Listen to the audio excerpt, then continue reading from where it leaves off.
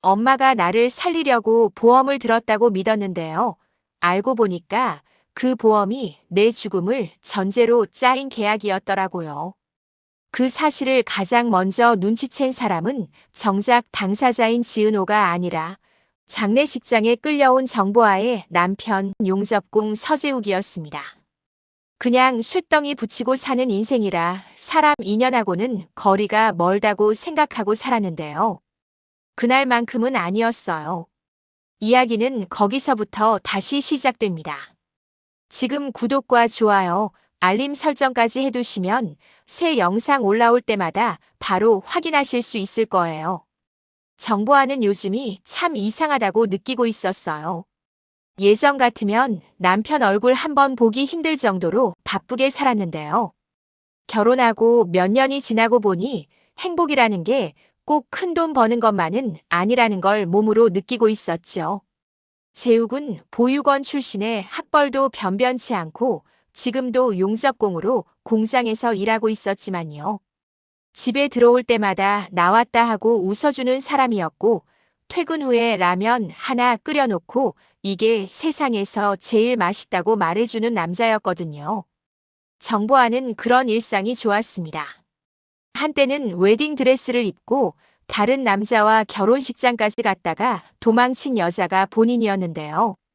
도망간 신부라는 꼬리표를 감수하고 선택했던 사람이 서재욱이었고 그 선택이 틀리지 않았다고 믿고 있었어요. 그러던 어느 날 정보아는 전 직장 동료에게서 전화 한 통을 받았는데요.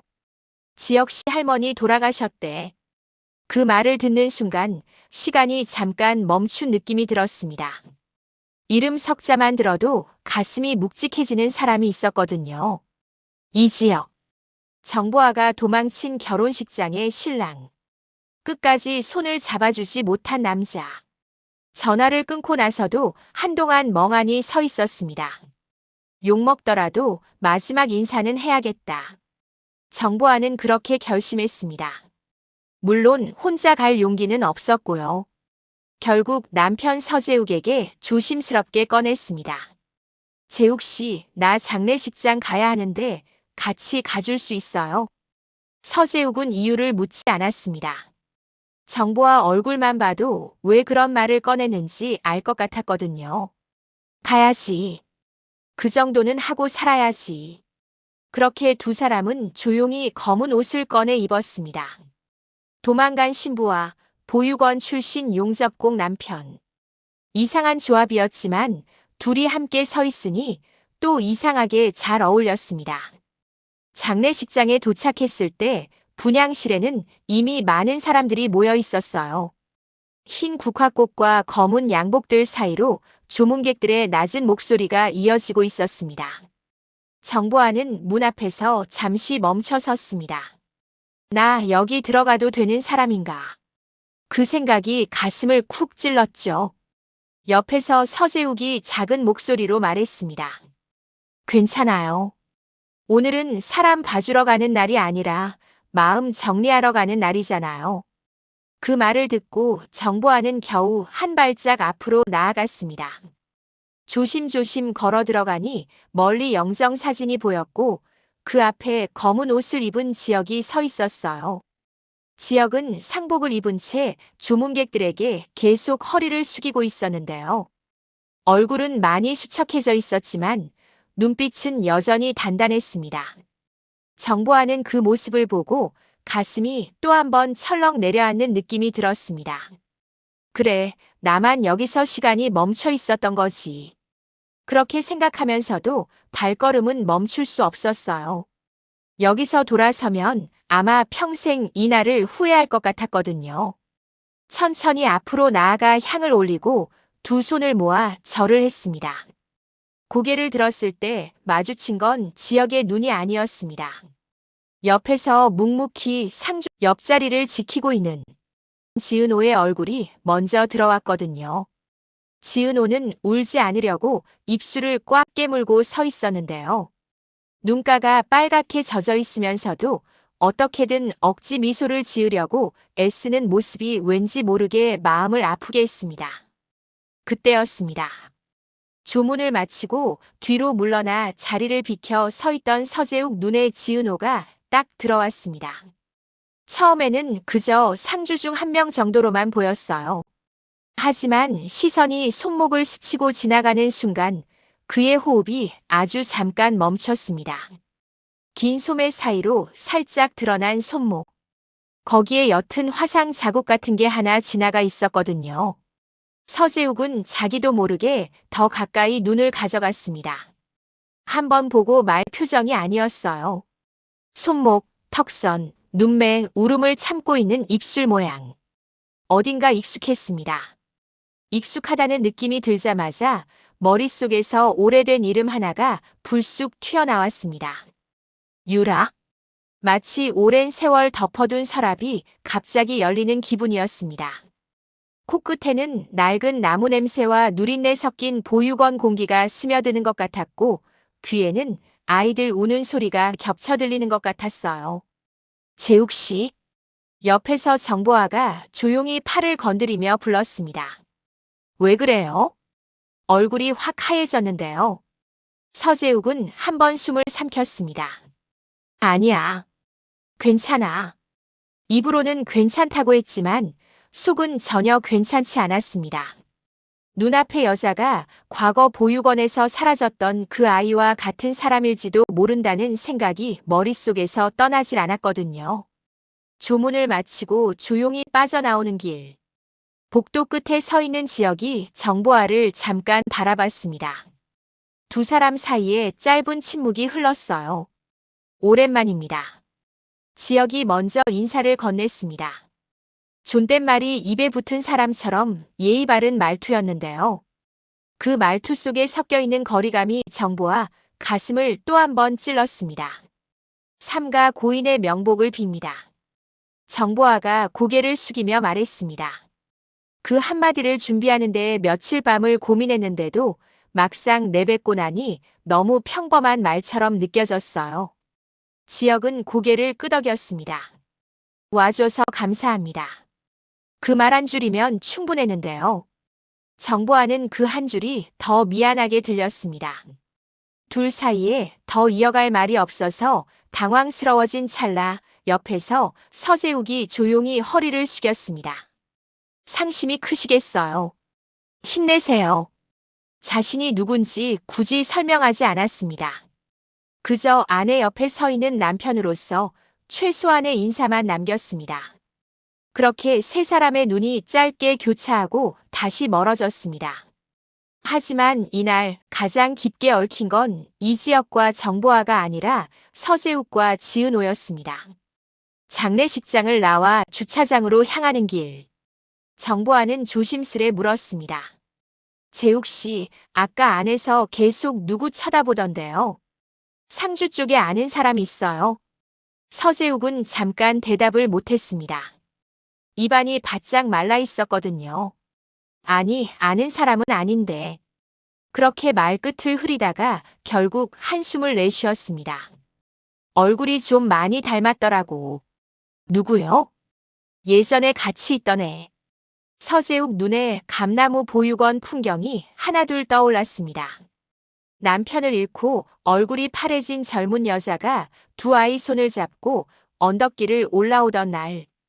그 여자가 바로 고성희였다는 사실을 그때는 몰랐지만요. 낡은 건물 앞에 서서 아이 둘을 내려놓고 돌아서던 뒷모습. 잠깐만 맡아 달라던 목소리. 그리고 며칠 뒤 다시 나타나서 아들만 데려가던 장면. 복도 끝 구석에서 몰래 지켜보던 소년의 눈에 남겨진 아이가 유난히 선명하게 남았는데요. 그 아이 이름이 한유라였습니다. 그의 손목에도 흉터가 있었거든. 서재욱은 정보아에게 그렇게 말하려다가 입을 다물었습니다. 지금 여기서 그 얘기를 꺼내면 자기 자신도 감당할 수 없는 질문들이 한꺼번에 터져 나올 것 같았거든요. 그냥 옛날 생각이 좀 났어요. 결국 그렇게만 대답했습니다. 정보아는 더 묻지 않았습니다. 대신 옆에서 남편 손을 살짝 잡아주었습니다. 우리 오늘은 그냥 여기까지만 생각해요. 그 말 속에는 하지만 언젠가는 그 얘기를 꺼내줬으면 좋겠다는 마음이 살짝 숨어 있었습니다. 집에 돌아오는 길 차 창밖으로 도시 불빛이 스쳐 지나가고 있었지만 서재욱 눈에는 오래전 보육원 불빛이 자꾸 겹쳐 보였어요. 아이들이 울부짖던 소리, 매캐한 연기 냄새, 어디선가 들리던 유라야 라는 외침. 그리고 그 이후로 어느 날 갑자기 사라져버린 아이. 살아있었네. 운전대 위에서 서재욱 손이 살짝 떨렸습니다. 정보아가 조용히 물었습니다. 뭐라고 했어요, 방금? 아니야. 혼잣말이었어. 사실은 혼잣말로 끝낼 수 없는 문장이었습니다. 살아있었네, 유라. 그걸 인정하는 순간 서재욱 인생에서 미뤄두었던 서랍 하나를 다시 열어야 했거든요. 그리고 그 서랍 안에는 그가 어릴 적 몰래 숨겨들고 나왔던 낡은 노트 한 권이 아직도 얌전히 들어있었습니다. 감나무 보육원 관리실장이 화재 이후 정신없이 짐을 챙기다가 떨어뜨리고 간 노트. 그때는 그냥 종이 뭉치라고 생각해서 주워왔는데요. 나중에 커서 읽어보니까 그 안에 생각보다 훨씬 무거운 이야기들이 적혀 있었던 거였습니다. 그래서 더더욱 오늘 봤던 그 얼굴이 무시할 수 없는 신호처럼 느껴졌습니다. 장례식장에서의 짧은 만남이 여러 사람의 인생을 통째로 흔들어 놓을 긴 이야기의 시작이 될 줄은 아직 아무도 몰랐지만요. 집에 돌아온 날 밤 정보아는 서재욱이 예전과 다르게 집안을 서성이는 걸 눈치챘습니다. 보통이면 퇴근하고 와서 샤워하고 라면 하나 끓여 먹고 TV 보면서 꾸벅꾸벅 졸다가 잠들곤 했는데요. 오늘은 아무것도 하지 않고 그냥 거실과 안방 사이를 왔다 갔다만 하고 있었어요. 재욱 씨. 정보아가 먼저 불렀습니다. 샤워도 안 하고 왜 그래요? 어디 아파요? 아니. 서재욱이 짧게 대답했습니다. 목소리가 평소보다 한 톤 낮았는데요. 그 한 단어만 들어도 지금 이 사람 머릿속에 보통 일이 아닌 게 돌아가고 있다는 걸 알 수 있었습니다. 잠시 후 서재욱이 안방 옷장 쪽으로 갔습니다. 한참을 뒤적이다가 위쪽 선반 깊숙이 넣어두었던 오래된 상자를 꺼냈습니다. 정보아는 그 상자를 처음 봤습니다. 저게 뭐지? 하는 눈으로 쳐다보고 있는데 서재욱이 상자를 식탁 위에 내려놓더니 한참을 그냥 바라만 보고 있었어요. 재욱 씨, 그게 뭐예요? 정보아가 조심스럽게 물었습니다. 옛날 거. 어릴 때 거. 서재욱은 짧게 말하고 상자 뚜껑을 천천히 열었습니다. 안에는 낡은 축구공 사진, 누렇게 바랜 단체 사진, 어떤 아이가 서툰 글씨로 적은 메모 같은 종이들, 그리고 색이 바랜 노트 한 권이 들어있었습니다. 이거. 정보아가 노트를 가리키며 말했습니다. 이건 뭐예요? 감나무 보육원. 서재욱이 눈을 내리깔며 말했는데요. 그때 관리실장이 쓰던 노트였어요. 정보아는 놀란 눈으로 남편을 바라봤습니다. 관리실장 노트요? 그걸 왜 재욱 씨가 갖고 있어요? 불난 다음에 다들 정신없을 때 이게 바닥에 떨어져 있더라. 그냥 종이 뭉치인 줄 알고 주워서 가방에 넣었는데 새 보육원으로 옮겨가기 전에 혹시 필요한 기록일까 싶어서 그냥 들고 나왔어요. 그때는 그저 어린 마음에 중요할지도 모른다는 생각 하나였다고 합니다. 무슨 내용인지도 모르고 가져왔는데 나중에 커서 하나씩 읽어보니까 그 안에 적힌 이야기가 그냥 보육원 일지가 아니었다는 걸 알게 된 거였죠. 정보아가 조심스럽게 물었습니다. 그 노트 언제부터 읽어봤어요? 20살 넘어서요. 그 전에는 볼 엄두도 못 냈어요. 서재욱이 한 장 한 장 조심스럽게 노트를 넘기기 시작했습니다. 거기에는 보육원에 들어온 아이들의 이름, 보호자, 인수 날짜, 후원받은 물품 기록 같은 것들이 적혀 있었습니다. 그 중간중간 다른 색 펜으로 쓰인 문장들이 눈에 띄었습니다. 쌍둥이 입소. 어머니 이름 고성희. 남편 사망, 경제적 곤란, 아이들 상태, 오빠 한우진 중이염 심함, 동생 한유라 비교적 건강하나 야간 불안 증상. 정보하는 쌍둥이, 고성애, 한우진, 한유라 이 네 단어를 보는 순간 옷깃이 서늘해지는 느낌이 들었습니다. 재욱 씨, 이거 이지혁 씨랑 연관 있는 거 맞죠? 응. 장례식 때 지혁 씨 옆에 있었던 여성분, 그 사람이 한유라야. 서재욱이 고개를 끄덕였습니다. 고성이란 여자가 맨 처음 아이 둘 데리고 올라왔을 때부터 여기 다 적혀 있어요. 그때 나는 복도 구석에서 몰래 보고 있었고, 서재욱의 기억은 그 노트 내용과 같이 되감기기 시작했습니다. 남편을 잃고 상복도 제대로 벗지 못한 얼굴로 두 아이 손을 잡고 올라오던 젊은 과부 고성이. 그때의 고성이는 지금처럼 재단 이사장도 부잣집 사모님도 아니었습니다. 낡은 코트에 낡은 구두, 손등이 덥고 눈 밑에는 다크서클이 깊게 내려와 있었죠. 처음에는 둘 다 맡기고 갔어요. 잠깐만 맡아달라면서요. 노트에는 이렇게 적혀 있었습니다. 어머니, 아이 둘을 잠시 보육원에 맡기고 일자리를 찾겠다는 입장. 경제적 상황 매우 어려움. 눈물 보이며 금방 데리러 오겠다고 함. 그 기록 한 줄이 지금 읽으니 너무 잔인하게 느껴졌습니다. 며칠 뒤 노트에는 또 다른 기록이 남아 있었습니다. 어머니 재방문. 한우진만 데려가길 원함. 이유중이염 치료 필요, 집 근처 병원 다니게 하겠다 설명. 동생 유라는 보육원에서 계속 맡아달라고 요청. 그날 복도 끝에서 몰래 지켜보던 서재욱은 작은 테이블 위에 앉아있던 유라를 또렷하게 기억하고 있었습니다. 그날 유라한테 바나나를 쥐어줬어요. 이건 내 거야. 여기 앉아서 이거 먹고 기다리고 있어. 엄마 금방 올게. 고성이가 그렇게 말하면서 유라 머리를 쓰다듬었는데요. 그 손길이 따뜻해 보이기도 했고 어딘가 급하게 떼어내려는 사람처럼 보이기도 했습니다. 유라는 괜히 씩씩한 척 엄마 금방 올 거지 하고 물었고 고성이는 그럼 엄마가 언제 거짓말했어라고 답했습니다. 그 대화가 그대로 서재욱 귀에 남아 있었어요. 그 뒤로 몇 주간 고성이는 보육원에 나타나지 않았습니다. 노트에도 그 사이 내용은 거의 없었습니다. 아이들 감기, 후원 물품 리스트, 날씨 이야기 정도만 적혀 있었죠. 그러던 어느 날 노트 한 구석에 짧게 이런 메모가 적혔습니다. 고성의 면담, 관리실에서 비공개 대화, 재정 지원 관련 논의, 추가 서류 요구함. 서재욱은 그날을 눈으로도 본 사람이었습니다. 밤은 아니었고 해가 지기 전쯤이었는데요. 고성이가 보육원 뒤쪽 출입문으로 조용히 들어와 관리실장 방으로 들어갔다가 한참 후에 다시 나갔습니다. 그때 난 그냥 아이 데리러 왔나 보다 했어요. 근데 애들은 그대로였죠. 노트에는 그날 구체적인 대화 내용이 적혀 있지 않았습니다. 대신 며칠 뒤 날짜에 다른 색 펜으로 적힌 문장이 있었습니다.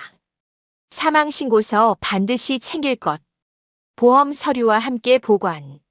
정보하는 그 문장을 보는 순간 등골이 서늘해졌습니다. 재욱 씨, 이거 무슨 뜻인 것 같아요? 그때는 몰랐어요. 서재욱이 고개를 저었습니다. 그냥 어른들 서류 얘기겠거니 했지. 분란 뒤에야 조금씩 이상하다고 느꼈죠. 보육원 화재는 마치 갑작스러운 사고처럼 일어났습니다. 가스레인지가 문제였다고도 하고 난방기구 때문이라고도 했고 정확한 원인은 아이들 귀에까지 오지 않았습니다. 다만 그날 밤 이후로 아이들 숫자가 줄었고 유라는 어느 날부터 영영 보이지 않았습니다. 그냥 불 속에서 못 나온 줄 알았어요. 노트에 유라 이름도 한동안 안 보여서. 그렇게 시간이 지나고 서재욱은 다른 보육원으로 옮겨졌고 성인이 돼서야 다시 이 노트를 차근차근 읽어보게 된 거였습니다. 어른이 된 눈으로 보니 그때 보이지 않던 것들이 하나씩 보이기 시작했어요. 고성의 이름 옆에 적힌 보험이라는 단어. 사망신고서 반드시 챙길 것이라는 지시. 그리고 그 뒤에 이어진 보육원에 들어온 큰 돈의 기록. 감나무 보육원 화재 후 재단 및 후원자 측에서 보상금 지급. 운영비 명목. 추가 지원 조건 관련 사망자 기록 정리 이에 제기하지 않을 것. 노트에는 보험사 이름이 흐릿하게 적혀 있었고 피보험자 이름은 그냥 이니셜만 남아 있었습니다. 그때는 이걸 어떻게 해야 할지 몰랐어요. 그냥 어른들이 알아서 정리했겠지 생각했죠. 내가 뭘 할 수 있을 거라고 상상도 못했고요. 그래서 서재욱은 이 노트를 그냥 상자 안에 다시 넣어두고 살아왔습니다. 근데 오늘 장례식장에서 지은호를 보고 나니 이 노트에 적힌 이름들이 다시 살아 움직이는 것 같았던 거였죠. 살아있었네, 그 애. 그럼 여기 적힌 사망신고서는 도대체 누구에 대한 거였을까? 정보하는 그 말을 듣는 내내 심장이 쿵쿵 뛰었습니다. 재욱 씨. 이제는요. 그냥 넘어가면 안 될 것 같아요. 왜냐면 그 사망신고서의 주인이 지금 우리 눈앞에 살아있는 사람이니까요. 정보하는 지역 얼굴이 떠올랐습니다. 그리고 옆에서 상주 자리를 지키고 있던 지은호 얼굴도 떠올랐어요. 이 얘기 지역 씨랑 지은호 씨한테 해야 되는 거 아닌가요? 나도 무섭거든요. 정보아가 솔직하게 말했습니다. 근데 이건 우리 둘만 알고 덮을 수 있는 문제가 아닌 것 같아요. 한 번은 당사자들 앞에서 꺼내놔야 할 것 같아요. 서재욱은 잠시 눈을 감았다가 조용히 고개를 끄덕였습니다. 그래요. 이제 도망 안 갈게요. 대신 혼자는 못 가요. 정보아가 바로 대답했습니다. 같이 가요. 이번에는 둘이 같이 서요. 며칠 뒤 도심의 한 카페. 안쪽 자리에 네 사람이 마주 앉았습니다. 이지혁, 지은호, 정보아, 서재욱. 공기는 어색하고 분위기는 무거웠습니다. 먼저 입을 연 사람은 역시 정보아였습니다. 오늘 이 자리 제가 만들었어요. 정보아가 고개를 숙이며 말했습니다. 지혁 씨, 저한테는 사과해야 할 일이 많지만 오늘은 그 얘기를 하러 온 건 아니고요. 대신 이 사람이 들려줘야 할 얘기가 있어서 같이 나왔습니다. 그녀는 옆에 앉은 서재욱을 바라봤습니다. 서재욱은 한번 깊게 숨을 들이쉬고 가만히 있던 노트를 꺼내 테이블 위에 올려놓았습니다. 감나무 보육원. 그가 제목을 읽듯 말했습니다.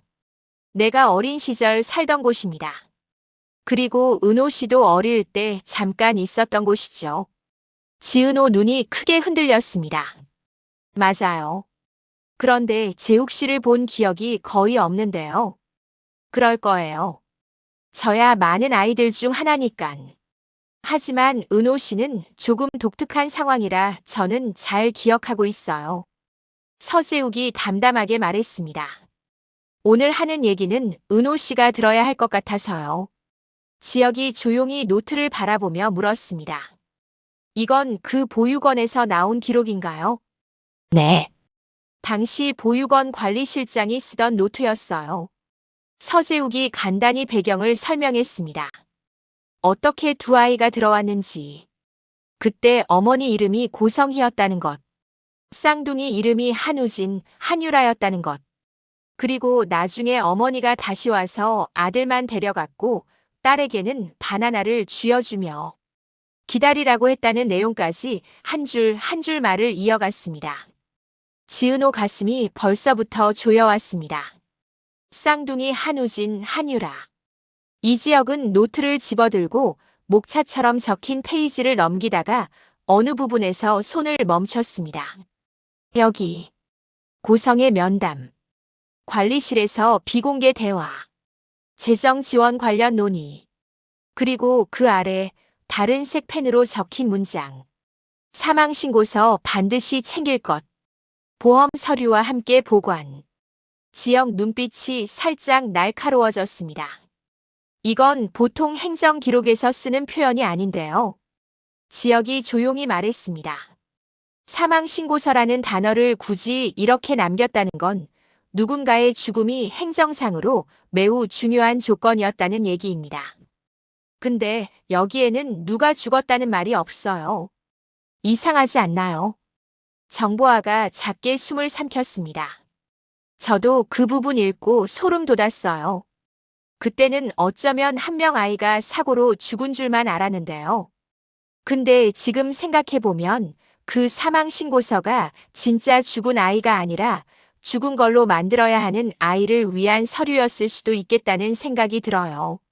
지은호는 노트 위에 적힌 한유라 이름을 바라보다가 손을 떨며 물었습니다. 그럼 저는요? 저는 원래 죽은 걸로 되어 있던 거예요. 지역이 곧장 대답하지 못하고 잠시 눈을 감았습니다. 가능성으로만 보면 그럴 수도 있지. 물론 아직은 추측일 뿐이고. 하지만 불이 난 보육원, 사라진 아이 사망신고서, 보험 서류라는 단어까지 같이 붙어 있으면 그냥 넘어가기는 너무 이상하지. 서재욱이 천천히 덧붙였습니다. 이 뒤쪽에 보면요. 화재 후에 재단에서 내려온 돈 얘기가 나와요. 얼마 어떤 명목으로 누가 서류에 사인했는지. 지역이 그 부분을 읽으며 목소리를 눌렀습니다. 재단 실무 담당 이름 고성희. 지원 명목은 화재 피해 복구와 생존 아이들을 위한 지원. 하지만 사인과 함께 추가 이해 제기하지 않음이라는 조건이 붙어 있습니다. 이건 그냥 좋은 사람들이 도와준 사건이 아니라 어딘가를 막기 위해 돈이 움직인 사건입니다. 테이블 위 공기가 더 무거워졌습니다. 정보아가 궁금하듯 물었습니다. 이 사장님이 정말 그런 사람이에요. 지은호가 입술을 깨물다가 말했습니다. 저한테는요. 맨날 너 때문에 우진이 살았다. 넌 우리 집 식구다. 그렇게 말했는데요. 근데 어릴 때는 저를 불 속에 두고 가고 나중에는 사망신고서까지 내고 정말로 보험금까지 받았을까요? 말은 물음표로 끝났지만 가슴속에서는 이미 느낌표로 굳어지는 중이었습니다. 그 순간 정보아가 조심스럽게 한 가지를 더 꺼냈습니다. 은호 씨, 이 얘기 듣고 많이 힘들 거라는 거 알아요. 근데 그래서 더 그냥 넘기면 안 된다고 생각해요. 이 노트만 있으면 반쪽짜리 이야기예요. 나머지 반쪽은 이 사장님 입으로 직접 끌어내야 돼요. 그리고 그걸 해낼 수 있는 사람은 은호 씨밖에 없어요. 지은호는 한동안 말이 나오지 않았습니다. 머릿속에 옥상 정원에서의 장면이 떠올랐습니다. 간 이식 전 고성희가 손을 잡고 했던 말. 간만 떼어가는 게 아니라 은호 씨 인생도 책임지고 싶다. 100억 정도 되는 건물, 세금까지 다 내가 알아볼게. 당시 우진 오빠의 간이식 급해 큰 돈으로 자신을 설득하려고 한 부분이 조금은 이해되었지만 과거에도 그랬을까 하는 의구심이 지은호 마음속에 사라지지 않았습니다. 지은호가 천천히 고개를 들었습니다. 그럼 저 한번 만나볼게요. 이번에는 그냥 인사하러 가는 게 아니라요. 그때 했던 말 다시 한번 이 사장님 입으로 듣고 올게요. 이지역이 조용히 물었습니다. 혼자 갈 수 있겠어? 혼자 가야죠. 지은호가 씁쓸하게 웃었습니다. 이 사장님은 제가 혼자 오는 걸 더 좋아하실 거예요. 근데요. 혼자 가도 혼자 있지는 않을 거예요. 지은호는 자신의 가방을 가볍게 두드렸습니다. 휴대폰이 녹음은 잘하니까요. 며칠 뒤 연서병원 옥상 정원. 고성희는 지은호를 보자마자 반가운 얼굴을 지었습니다. 은호 씨, 얼굴이 많이 좋아졌네. 우진이도 요즘 덕분에 밥 잘 먹고 있어요. 지은호는 짧게 웃으며 인사했습니다. 이 사장님 덕분이죠, 뭐. 근데요, 이 사장님. 지은호가 대화의 방향을 바꿨습니다. 전에 수술 전에 하셨던 말씀 있잖아요. 재간에 대한 보상 얘기요. 성희가 눈썹을 살짝 올렸습니다. 아, 그 얘기. 내가 좀 오버해서 말했지. 사람 살리는 일 앞에서 돈 얘기 꺼내기가 미안해서 내 마음이 이 정도다 이렇게 말하고 싶어서 그랬던 거야. 100억짜리 건물, 세금 그런 얘기요. 지은호는 그 단어들을 하나하나 똑바로 꺼냈습니다. 그때는 저도 그냥 넘겼는데요. 요즘은 그 말이 자꾸 생각나더라고요. 그래서 정확히 어떤 의미였는지 다시 한번 듣고 싶어서요. 성희는 조금 긴장한 기색을 감추려는 듯 웃어 보였습니다. 은호 씨, 혹시 그 말을 진짜로 다 믿고 있는 건 아니죠? 그때는 상황이 상황이었잖아. 우진이 살려야 한다는 생각밖에 없었고 혹시라도 은호 씨가 현실적인 문제 때문에 결정을 못할까봐 그냥 크게 한번 얘기해 본 거지. 그럼 진짜 줄 마음은 없으셨던 거예요? 지은호가 조용히 되물었습니다. 마음이 없었던 건 아닌데 현실적으로 좀 어렵다는 거지. 100억짜리 건물, 그게 쉬운 일이야. 세금만 해도 얼마가 나가는데. 그럼요. 지은호가 고개를 끄덕였습니다. 그래서 이사장님이 어디까지가 진짜 마음이고 어디까지가 상황을 위한 말이었는지 알고 싶었던 거예요. 지은호는 테이블 아래에서 조용히 휴대폰을 눌렀습니다. 녹음 버튼이 작게 켜졌습니다. 제가요. 이사장님이 저를 어떻게 썼는지 알고 싶어서요. 우진 오빠 살리려고 저를 쓰셨는지 아니면 어릴 때처럼 또 다른 계획 안에 넣어두신 건지. 성희가 표정을 굳혔습니다. 무슨 말하는지 잘 모르겠네. 은호 씨, 너무 예민하게 받아들이는 거 아니야? 그럴 수도 있죠. 지은호가 부드럽게 웃었습니다. 근데요, 이사장님. 어릴 때 감나무 보육원에서 아이 둘 맡기셨다가 나중에 한 명만 데려가신 거. 기록에 다 남아있더라고요. 뭐라고? 성의 얼굴이 순간 딱 굳었습니다. 보육원 관리실장 노트에도요. 사망신고서 반드시 챙길 것. 보험 서류와 함께 보관 이렇게 적혀 있던데요. 이사장님이 생각하시는 보상이 아무래도 저보다 보험사 쪽에 더 가까웠던 것 같아서요. 성희가 숨을 한번 삼켰습니다. 그 노트 누가 갖고 있어? 관심이 거기부터 가세요? 지은호가 조용히 웃었습니다. 이사장님, 제가 지금 궁금한 게 뭔지 정말 모르겠어요. 그럼 묻지요. 그때 하신 말씀 지금도 유효해요? 100억짜리 건물, 세금까지 정리해서 저한테 넘겨주시겠다는 그 약속이요. 성희는 한 손으로 이마를 짚었습니다. 지금 이 상황에서 그걸 진지하게 꺼내는 건 좀 너무하다고 생각 안 하니? 사람 살리는 일 앞에 돈 얘기하는 게 얼마나 비겁한 일인지 은호 씨가 제일 잘 알잖아. 저도 알아요. 지은호가 담담하게 대답했습니다. 그래서요, 이사장님. 이제는 사람 살리는 일 앞이 아니라 사람 하나를 처음부터 끝까지 어떻게 써먹었는지에 대한 얘기를 하려고 하는 거예요. 어릴 때는 저를 보험으로 쓰셨고 이번에는 간으로 쓰셨고 그 다음에는 뭘 쓰실 건지 미리 알고 싶어서요. 성의 눈빛이 싸늘해졌습니다. 지금 날 협박한 거니? 협박이라면 돈 달라고 안 하죠. 지은호가 작게 웃었습니다. 근데요.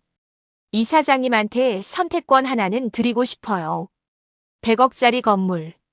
이사장님이 약속한 대로 준비해 주시든지. 아니면 지은호는 조용히 말을 이었습니다.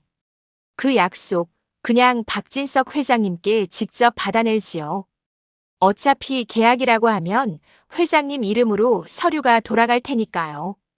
그 말이 떨어지자마자 성의 얼굴이 확 일그러졌습니다. 그 사람 이름 입에 올리지 마. 그건 나 혼자 결정한 일이야. 그러니까요. 지은호가 차분하게 대답했습니다. 나 혼자 결정한 일이라면서요. 그럼 이사장님 혼자 책임지셔야죠.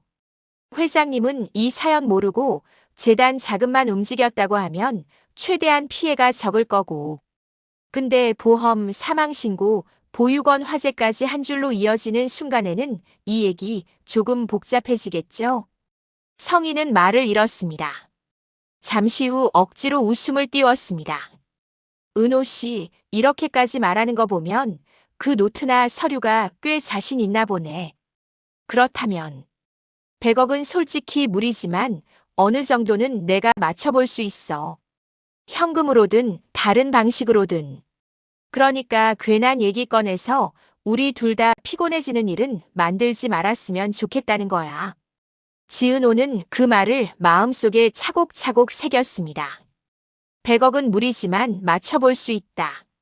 사람 살리는 일 앞에서 돈 얘기 꺼내기 미안했다. 박진석은 모른다. 나 혼자 한 일이다. 이 모든 문장이 고스란히 휴대폰 속에 녹음되고 있었습니다. 생각해 볼게요. 지은호가 자리에서 일어나며 말했습니다. 저도 이사장님이랑 괜히 피곤해지고 싶진 않아서요. 다만 이 얘기를 저 혼자만 알고 있을지는 모르겠네요. 같이 알고 있는 사람들이 이미 몇 명 있거든요. 그 말만 남기고 지은호는 돌아섰습니다. 성인은 그 뒷모습을 보며 오랫동안 자리에서 일어나지 못했습니다. 한편 집에서는 또 다른 진실이 움직이고 있었습니다. 박영란은 요즘 엄마 고성이가 유난히 예민해졌다는 걸 몸으로 느끼고 있었어요.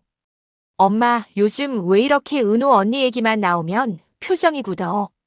영나가 장난 섞인 말투로 물어봐도 성인은 대충 얼버무릴 뿐이었습니다. 너는 그림이나 열심히 그려. 어른들 일에 괜히 귀 기울이지 말고. 그럴수록 영나의 의심은 더 커졌습니다. 어느 날 엄마 방에 들어갔다가 우연히 옷장 안쪽 벽에 작은 금고 하나가 숨겨져 있는 걸 발견하게 됐어요. 우리 집에 금고가 있었나? 겉으로 보기엔 평범한 벽이었는데 손으로 눌러보니 작게 문이 열렸습니다. 열어보려고 했지만 비밀번호가 필요했습니다. 이거 뭐지? 영란은 혼자 끙끙대다가 결국 이지환을 찾아갔습니다. 오빠, 우리 집 이상해. 엄마 방에 비밀 금고가 있어. 이지환은 처음엔 대수롭지 않게 듣다가 영나 눈빛이 진지한 걸 보고 표정을 굳혔습니다. 엄마가 숨길 일이 뭐가 있다고. 그러게 말이야. 근데 느낌이 좀 안 좋아. 영나가 진지하게 말했습니다. 은호 언니 얘기만 나오면 엄마가 이상하게 굽고 요즘 들어 자꾸 누군가를 피하는 것 같아. 둘은 결국 비밀번호를 알아내기로 했습니다. 직접 물어볼 순 없고. 그럼 어떻게 해? 영나가 고민하자 이지환이 조심스럽게 제안했습니다. 엄마 방에 작은 카메라 하나 설치하자. 손에 비밀번호 누르는 거 찍히게. 처음엔 말도 안 되는 짓 같았지만 점점 그 방법 말고는 확인할 길이 없다는 결론에 둘 다 같은 생각을 하게 됐습니다. 작은 카메라 하나를 구해 엄마가 없는 날 벽 장식물 뒤에 숨겨두고 금고 버튼이 잘 보이는 위치를 여러 번 조절해가며 맞췄습니다. 며칠 후 성희가 방에 들어가는 시간이 되자 둘은 거실에서 아무렇지 않게 TV를 보면서도 속으로는 카메라 화면이 잘 찍히기를 바라고 있었어요. 그날 밤 카메라에서 녹화된 영상을 확인하다가 둘은 숨을 죽였습니다. 여기다. 영상 속에서 성희가 금고 앞에 서서 숫자를 누르고 있었습니다. 4자리. 손가락 움직임을 한 프레임 한 프레임 다시 보면서 둘은 겨우 비밀번호를 알아냈습니다. 다음 날 엄마가 재단일로 외출한 사이 영나와 이지환은 조심스럽게 엄마 방으로 들어갔습니다. 금고 앞에 서니 둘 다 손이 떨렸습니다. 진짜 열어볼 거야? 이지환이 물었습니다. 지금 안 보면 나 평생 궁금해서 못 살 것 같아. 영나가 단호하게 말했습니다. 그래서 숫자를 눌렀습니다. B- 소리와 함께 작게 딸깍 하는 소리가 나고 금고 문이 열렸습니다. 안에는 생각보다 많은 서류 봉투들이 정리되어 있었습니다. 재단 관련 문서인가 보다. 처음에는 그렇게 생각했는데요. 봉투 하나를 꺼내 열어본 순간 둘의 표정이 완전히 바뀌었습니다. 한우진, 한유라. 보험증권 상단에는 피보험자 이름으로 한우진, 한유라 이렇게 적혀 있었습니다. 그리고 그 아래에는 수익자 이름으로 고성희라는 이름이 적혀 있었어요. 엄마 이름이잖아. 영나가 속삭이듯 말했습니다. 아이들 보험인데 수혜자가 엄마야. 이지환이 차분하게 페이지를 넘겼습니다. 보장 내용, 사망 시 지급금액, 사고 처리 절차, 사망진단서, 사망신고서 필요. 그리고 다른 봉투에서 꺼낸 문서 한 장. 이거 사망신고서네. 한유라 사망. 사망일 옆에는 감나무 보육원 화재 날짜가 적혀 있었습니다. 영나 손이 벌벌 떨리기 시작했습니다. 그럼 엄마가 받은 보험금은 유라 언니가 죽었다는 전제로 지급된 돈이야. 이지환이 입술을 꼭 다물었습니다. 그리고 그 유라가 지금 지은호 언니잖아. 둘은 한동안 서류를 들고 말을 잇지 못했습니다. 영나는 눈물이 맺힌 눈으로 오빠를 바라봤습니다. 엄마가 자기 딸을 보험으로 쓴 거야. 그리고 지금은 같은 딸을 간으로 쓰고 있는 거고. 이지환이 쓴웃음을 지었습니다. 이건 그냥 집안 싸움 수준이 아니야. 지혁이 형이 알아야 돼. 영나는 한참 망설였습니다. 형이 알면 엄마랑 돌아올 수 없게 될지도 몰라. 근데 이대로 우리가 숨기면요. 그건 우리도 공범되는 거잖아. 결국 이지환은 사무실로 돌아온 이지혁을 찾아갔습니다. 서류 봉투를 조심스럽게 내려놓으며 말했습니다. 형, 이거 영나 엄마 금고에서 나온 거야. 한우진, 한유라 보험. 그리고 한유라 사망신고서. 지혁은 봉투를 열어보며 눈빛이 점점 굳어졌습니다. 보험증권, 피보험자 이름, 수익자, 사망일, 화재 날짜. 모든 게 숨은 그림 찾기처럼 딱딱 맞아 떨어지고 있었습니다. 감나무 보육원 화재. 한유라 사망. 보험금 수혜자 고성희. 그리고 지금 지혁은 천천히 말을 이었습니다. 그 죽은 아이가 다른 이름으로 살아서 우리 앞에 서 있네. 지은호. 머리가 멍해지는 느낌이었습니다. 장례식장에서 지혁 곁을 지키면서 꿋꿋하게 울음을 참던 사람. 그 사람이 어릴 때 서류상으로는 한 번 죽었던 아이였다는 사실. 그리고 그 죽음을 전제로 누군가가 돈을 받았다는 사실. 그 누군가가 바로 우진과 영나의 엄마라는 사실. 지혁은 서류를 내려놓고 눈을 감았습니다. 형. 이지환이 조심스럽게 불렀습니다. 이거 어떡할 거야? 형이 결정해줘야 돼. 지혁은 잠시 말이 없었습니다. 그러다 입술을 굳게 다물고 한 줄만 말했습니다. 이제부터는 나 혼자 결정하는 일이 아니야. 이제는 우리가 같이 책임져야 하는 문제지. 손이 무심코 휴대폰으로 갔습니다. 연락처 목록에서 지은호, 정보와 서재욱 이름을 차례대로 떠올렸습니다. 내일 한 번 더 모이자. 그리고 이제는 도망 안 가고 그 사람을 제대로 마주보자. 지혁은 그렇게 마음을 정리했습니다. 이제 네 사람은 각자 다른 자리에서 각자의 방식으로 진실의 조각들을 손에 쥐고 있었습니다. 감나무 보육원 관리실장의 노트, 재단 보험 서류와 사망신고서, 옥상에서 녹음된 100억 건물 약속의 대화, 그리고 어릴 때 불 속에 남겨졌던 기억. 이 모든 것이 한 방향을 가리키고 있었고 그 방향 끝에 서 있는 이름은 역시 한 사람뿐이었습니다. 고성희. 이제 남은 건 그 사람을 향해 네 사람이 동시에 걸어 들어가는 이야기였습니다. 다음 날 저녁 네 사람은 다시 한번 마주 앉았습니다. 이번에는 카페가 아니라 지역이 빌린 작은 회의실이었는데요. 창밖으로는 도시 불빛이 보였지만 테이블 위 공기는 차갑게 가라앉아 있었습니다. 이지혁이 먼저 입을 열었습니다. 잠시 후에 이사장님 오실 거예요. 지혁 목소리가 평소보다 더 낮았습니다. 오늘은 감정 싸움만 하려고 모인 건 아니고요. 각자 들고 있는 것들 한 번에 다 꺼내보는 날이었으면 좋겠습니다. 정보아는 차분하게 숨을 골랐습니다. 서재욱은 상자 대신 노트만 조용히 가방에 넣어왔고요. 지은호는 휴대폰을 손에 쥔 채 자꾸만 뒷면을 쓸어내리고 있었습니다. 사실 지은호는 어릴 때 감나무 보육원에서 있었던 그날을 또렷이 기억하고 있었습니다. 엄마가 금방 올게라고 말하며 바나나를 손에 쥐어주던 순간 오빠 한우진 손만 꼭 잡고 언덕길을 내려가던 뒷모습. 밤이 되도록 며칠이 지나도록 그래도 엄마는 온다고 믿고 있던 시간들. 그 기억이 너무 선명해서 오히려 평생 입 밖으로 꺼내지 않고 살았는데요. 오늘만큼은 그 기억을 숨기고 있을 수가 없었습니다. 문이 열리고 고성이가 들어왔습니다. 이게 무슨 자리야? 성희는 네 사람을 한 번에 훑어봤습니다. 아들뻘, 며느리뻘, 그리고 자신이 한때 딸이라고 불렀던 여자. 마지막으로 낯익은 듯 낯선 남자 서재욱까지. 이지혁 대표, 이런 자리는 미리 얘기를 하고 부르는 게 예의 아닐까? 지혁이 단정하게 말했다. 그래야 도망가실 시간도 생기잖아요, 이 사장님.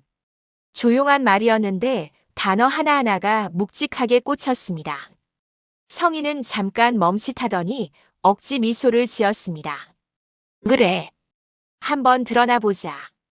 가장 먼저 테이블 위에 올라간 건 감나무 보육원 관리 실장의 노트였습니다. 서재욱이 천천히 노트를 펼치며 말했습니다. 이건 제가 어린 시절 살던 보육원의 기록입니다.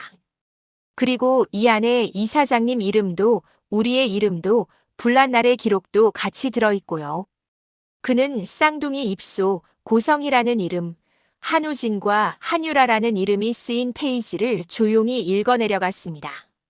성의 얼굴이 서서히 굳기 시작했습니다. 그런 기록이 아직도 남아있었구나. 목소리는 최대한 차분하려 했지만 손끝이 살짝 떨리고 있었습니다. 이지혁이 노트를 넘겨 한 줄을 짚었습니다. 사망신고서 반드시 챙길 것. 보험 서류와 함께 보관. 지혁이 입을 열었습니다. 이 문장, 이사장님이 쓰신 건 아니지만 이사장님이 누군가에게 하신 부탁이 그대로 적힌 것 같네요. 누군가의 죽음이 보험과 함께 묶여야 했고 그걸 위해 사망신고서가 필요했다는 얘기죠. 성희가 시선을 돌렸습니다. 그건 보육원 쪽에서 알아서 정리한 일일 수도 있는 거지. 사고가 나면 절차가 필요하니까. 그 말이 끝나기도 전에 이번에는 지역 앞에 다른 서류 봉투가 올라왔습니다.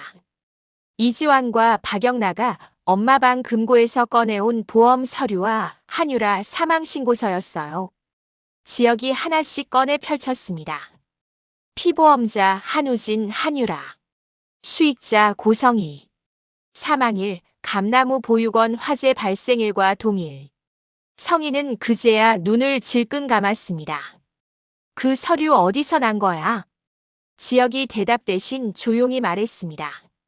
이제 중요한 건 어디서 났냐가 아니라 왜 들었냐겠죠. 우리 엄마의 인생이 얼마나 힘들었는지는 100번, 1000번 들어도 이해할 수 있어요. 근데 힘들었다고 해서 친딸을 보험으로 묶어놓고 불이 난 날을 기준으로 사망신고를 내도 된다는 말은 어디에도 없습니다. 정보아는 조용히 숨을 삼켰습니다. 이제 남은 건 지은호의 몫이겠구나 하는 생각이 들었거든요. 지은호가 작게 숨을 들이마셨습니다. 저 이제 제 얘기해도 될까요? 지은호는 천천히 고성희를 마주봤습니다. 이사장님. 아니, 엄마라고 부를까요?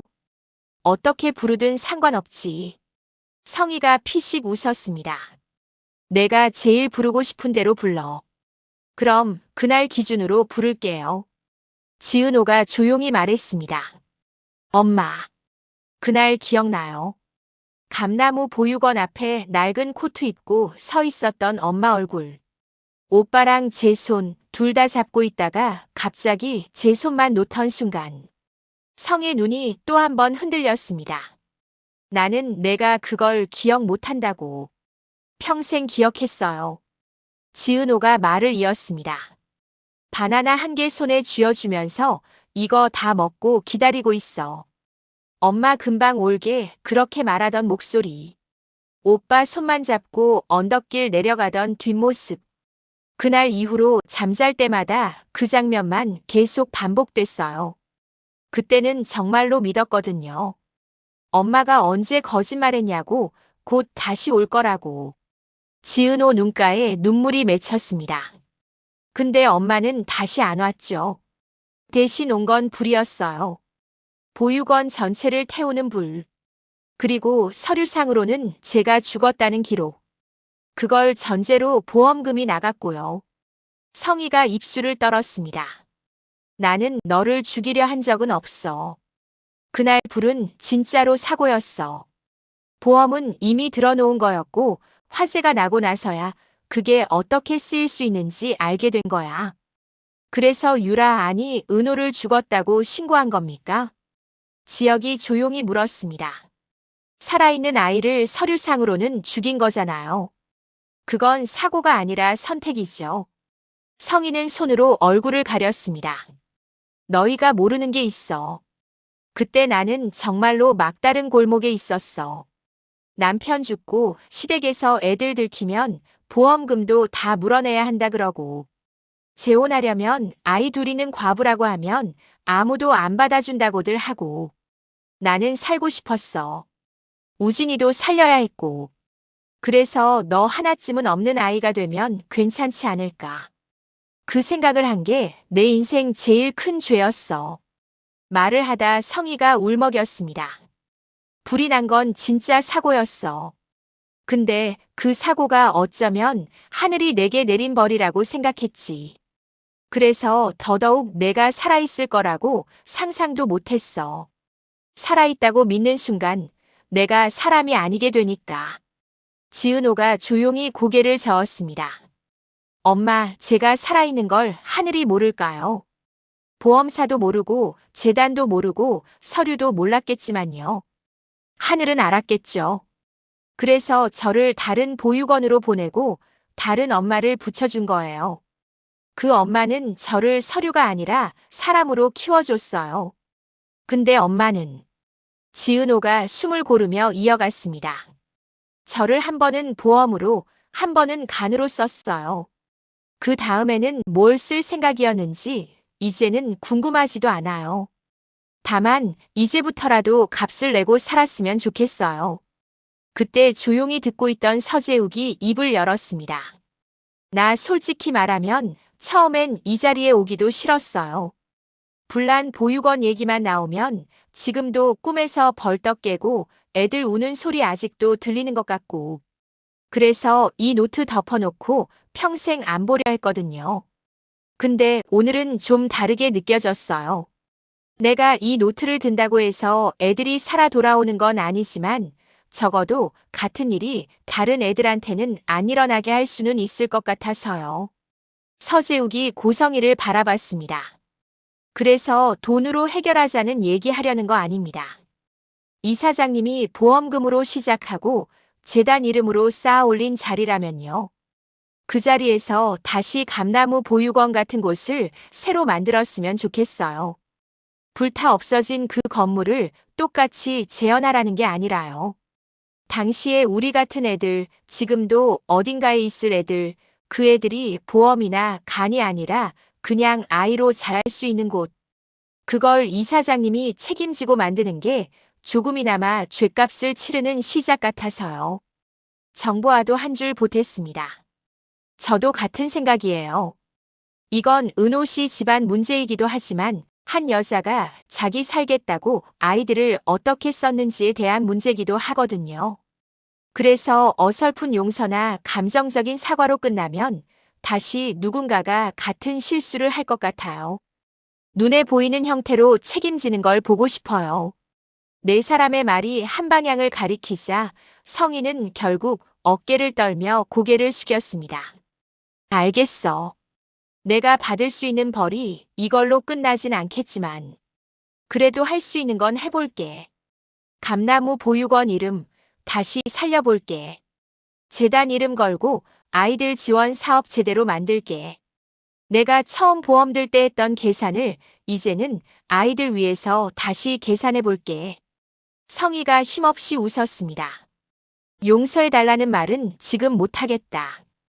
그건 너희 네 사람이 결정할 일이 아니고 내가 평생 나한테 물어야 하는 일이니까. 그 말에 지혁이 고개를 끄덕였습니다. 좋아요. 우리가 원하는 것도 지금 당장 용서하겠다는 말은 아니에요. 책임지는 모습을 눈으로 보겠다는 거죠. 지은호가 조용히 덧붙였습니다.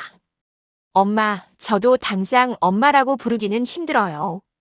하지만 그 재단 사업이 정말로 아이들 얼굴을 보고 움직이는지 보험금 숫자만 보고 움직이는지는 끝까지 지켜볼 거예요. 그게 제가 할 수 있는 마지막 효도이자 마지막 복수일지도 모르니까요. 그날 회의실을 나오는 길 네 사람은 각자 다른 표정으로 엘리베이터를 탔습니다. 지혁은 긴 싸움에 첫 단추를 끼운 사람처럼 단단한 눈을 하고 있었고 지은호는 무너져 있던 기억 위에 새로운 좌표를 하나 찍은 사람처럼 조용히 숨을 고르고 있었습니다. 정보하는 옆에서 두 사람을 번갈아 보면서 그래, 이번에는 아무도 도망치지 않았네 하는 생각을 했고 서재욱은 가방 속 노트를 쓸어내리며 이제 너도 할 만큼 했지 속으로 그렇게 말해줬습니다. 그 시각 집으로 돌아온 고성이는 곧장 방으로 들어가 옷장 안쪽 벽을 열었습니다. 습관처럼 금고를 열려고 숫자를 누르다가 문이 이미 잠겨있지 않다는 걸 깨달았습니다. 뭐야? 문을 열어보니 가장 안쪽에 있던 보험 서류 봉투와 사망신고서가 보이지 않았습니다. 순간 머릿속이 새하얘졌습니다. 영나. 이름 하나가 바로 떠올랐습니다. 요즘 엄마 눈치를 유난히 보던 딸. 은호 얘기만 나오면 유심히 엄마 얼굴을 훔쳐보던 아이. 그 아이가 어디까지 본 거지? 얼마나 알고 있는 거지? 분노와 두려움이 한꺼번에 치밀어 올랐습니다. 영락까지 날 배신하면 안 되는데. 저 애는 내 편이어야 하는데. 성희는 주먹을 꽉 쥐었습니다. 좋아. 누가 내 서랍을 뒤졌는지, 어디까지 건드렸는지 이제 그것도 하나씩 확인해 봐야겠네. 혼잣말처럼 중얼거리며 금고 문을 닫는 손이 작게 떨렸습니다. 불길은 20년 전 보육원에서 한 번 났고 오늘 회의실에서 또 한 번 일어났는데요. 이제 다음 불길은 집안에서 엄마와 딸 사이에서 조용히 피어오를 준비를 하고 있었습니다.